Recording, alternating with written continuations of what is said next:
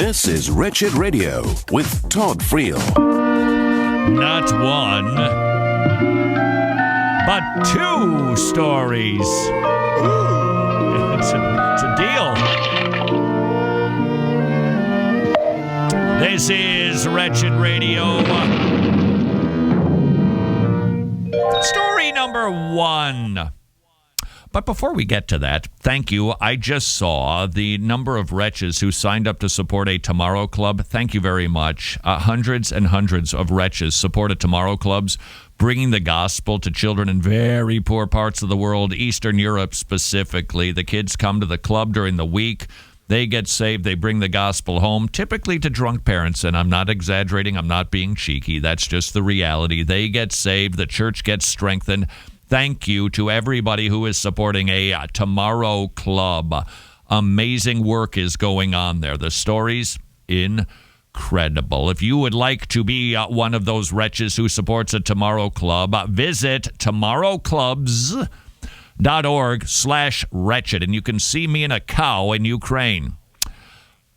You'll just have to see it for yourself. Just go look at it. tomorrowclubs.org/wretched. Story number one from Rick Thomas. This might be a very helpful story for you.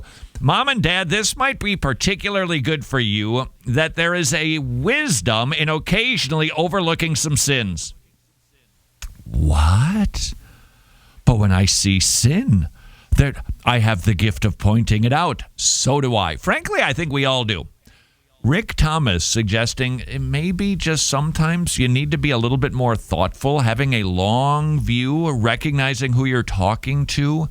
Are you dealing with somebody in willful, ongoing, unrepentant sin, or are you dealing with somebody who's a Christian who just stumbles? Are you dealing with your kids? They sin. I think we should learn to grasp that concept, that our kids sin and they're going to just keep on sinning. That they're going to, the rest of their days, we're going to be able to point out sin. Now, you say, what are the rules to this? I'm not sure that there are perfect rules. However, this just might help you determine when you should and when you should not point out sin. From Rick Thomas, he's the best when it comes to applying the gospel. Forgiveness, Jesus, to life situations, rickthomas.net. But if you go to his website, you won't see him with a cow in Ukraine. Only at tomorrowclubs.org/wretched. I think that's really what separates Wretched from Rick Thomas. My friend Rebecca is a baby Christian who has both legalism and hedonism in her past. As a result, she is habituated in her sins and self-condemning when she falls. So she has lived like, a hedonist, sort of like Burning Man. When you think hedonism, you can think Burning Man. That unbelievable pagan fest that happens in Arizona or California. About 50,000 people. In the Arizona desert these days. Is that where? Yeah, and it's just rank paganism and hedonism and just complete. Wow. Honestly, this is another. If Nevada, God were doing things like this, they would be the modern day Sodom and Gomorrah. It's sexual perversion. It is all kinds of debauchery. It is paganism. It is idolatry. It is just plain wicked. Nevada, Joey? Black Rock Desert in Nevada. So you've been there. Well, now we just learned something about Joey. Once or twice. And just when you thought Presbyterians, I don't know what you thought about Presbyterians. My friend is Rebecca, so she was a hedonist and grew up being in a legalist kind of an environment. So every time she sins, she feels really, really, really horrible. She claims to be a Christian now. She reads her Bible voraciously. That's an important word inserted in there. What do we know about Rebecca? There are fruits. We're seeing some stuff. Are we seeing everything? No. Is your tree filled with perfect fruit? So there she is. She's a baby Christian. She shouldn't be as far down the road of sanctification as you have if you've been in the faith longer. And so now Rick identifies that she just doesn't understand how everything in Christianity works. She said, I was reading Isaiah last night, And all I could think was, I'm toast. I am toast. However, she didn't say toast. In her distress, remember, she's feeling something here, and it's real. She's actually experiencing her expression that came out with the F-bomb attached was about something genuine that was going on inside. Now, here's my inclination, and here's yours. You said, hold on, Rebecca. We don't talk like that. Rick is saying, and I know that he's using this as an anecdote. I fully grasp that. He's saying, maybe you don't need to jump on that. Maybe you could understand she has a profession of faith. She's got a history that causes her to think poorly. She's not as theologically grounded as she needs to be, and yet she shows fruit of desiring holiness. She's reading her Bible. She's been attending church regularly. She's volunteering. She's acting differently in other areas. And so instead of pointing it out and going, oh, whoa, Rebecca with the F-bomb, talking like a wounded pirate, Rick took a different tact. By God's grace and heartbroken by her fear. Sorry. Stop. He recognized somebody was having a genuine fear. Now, this is applicable, I think, to our lives in more ways than one. Let's just think about your spouse, your children, your relationships. And maybe your children, they're clearly being weak.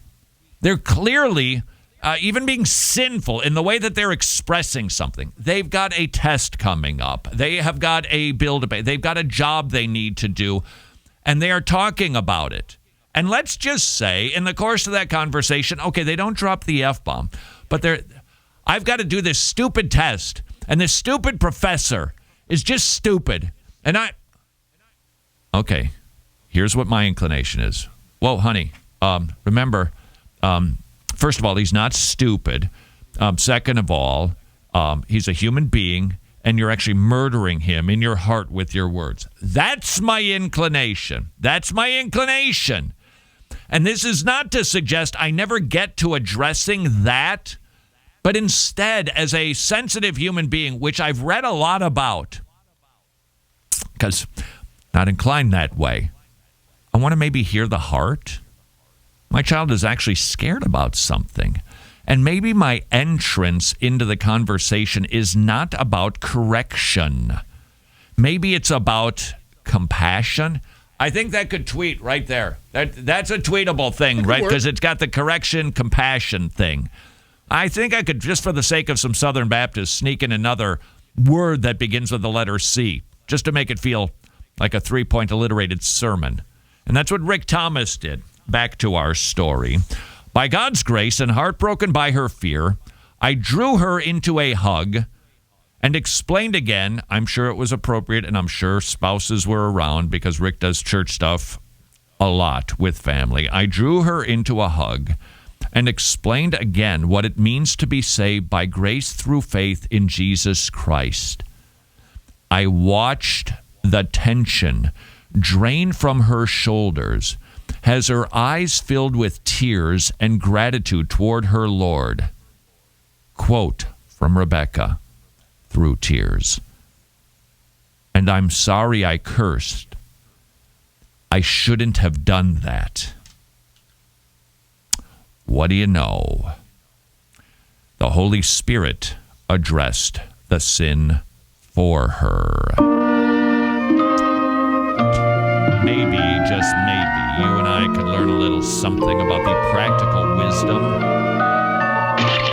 in overlooking some sins. I would like to suggest to you, if you are like me, and I'm sorry for that, if you are in this regard, if you are the quick corrector, that's just, you're bent that way. I wouldn't even call it a spiritual gift because it can be very sinful. You're just a corrector. This is not to suggest for a second that we lose our correction skills and application. Not saying that. But I wonder if you're like me in this regard, where the first thing Your kid is that stupid, dumb jerk professor that's giving me the hey with the stupid jerk. We don't talk like that around here. Shouldn't talk like that around here, frankly. Man, instead of seeing the need, I'm so focused on what?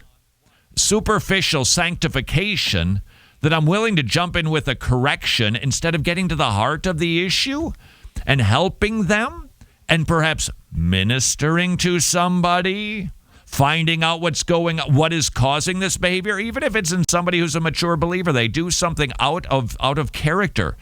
My first response is, whoa, that was unusual. How's about, whoa, what's going on, bro? What's happening there? Because, wow, this must be something really jolting to you, or you need a nap. What's going on? Explain it to me, because I'd like to help if I possibly could. So maybe, just maybe, you and I need to learn the fine art of sometime overlooking sins, but increasingly learn the fruit of the Spirit.